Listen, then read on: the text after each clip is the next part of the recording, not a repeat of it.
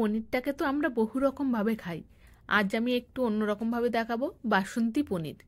চলুন দেখে নেওয়া যাক আজকের রেসিপিটি। এখানে আমি 200 গ্রাম করে 400 গ্রাম পনির নিয়েছি। পনিরটাকে আমি স্লাইস স্লাইস করে কেটে নেব। দেখুন কত সুন্দর লাগছে কাটার পরে, এখনই তো মনটা ভরে যাচ্ছে। শেষ পর্যন্ত কি হবে দেখুন।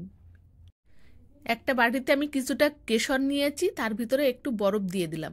এই বরফ দিয়ে ভিজিয়ে রাখলে কেশরের রঙটা খুব ভালো আসে। এবার কিছুটা মশলা আমি পেস্ট করে নেব।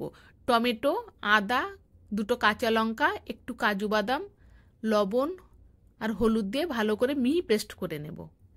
এখানে কড়াইতে আমি সাদা তেল দিয়েছি। সাদা তেলে এবার আমি একটু হালকা পনিরগুলো ফ্রাই করে নেব।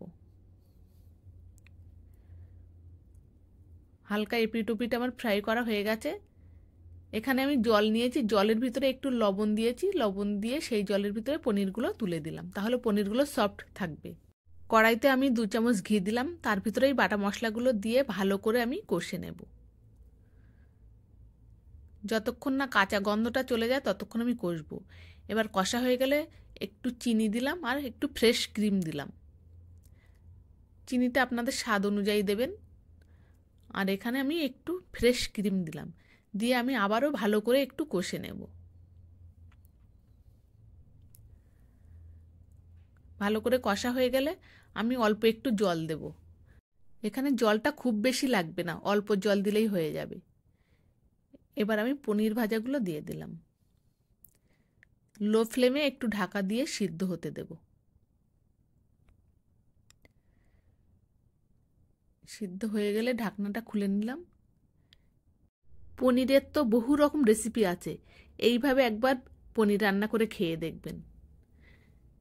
এবার আমি দিয়ে দিলাম এখানে সেই কেশর ভেজানো জলটা। কেশর দেওয়ার পরে বেশিক্ষণ ফোটানো যাবে না। হয়ে গেলে আমি এখানে একটু ঘি আর গরম মশলা দিয়ে দিলাম। কেশর দিয়ে বেশি ফোটালে কেশরের যে একটা স্মেল আছে ওটা চলে যাবে। দেখুন কত সুন্দর লাগছে, একদম ফুলে ফুলে রসগোল্লার মতো হয়েছে। কি মনে হচ্ছে? দেখে খেতে ইচ্ছে করছে তো। ভাত, রুটি, পরোটা যার সঙ্গেই খাবেন তার সঙ্গেই জমে যাবে। এবার দেখুন, মনে হচ্ছে একদম একটা একটা রসগোল্লা।